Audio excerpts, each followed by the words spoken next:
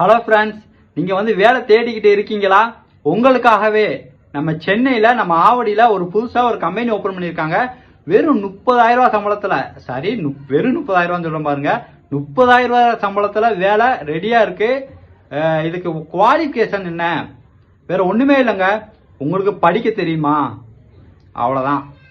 உங்களுக்கு படிக்க தெரிஞ்சாலே போதுங்க, எழுத படிக்க தெரிஞ்சாலே போதுங்க, உங்களுக்கு வேலை கன்ஃபார்ம்.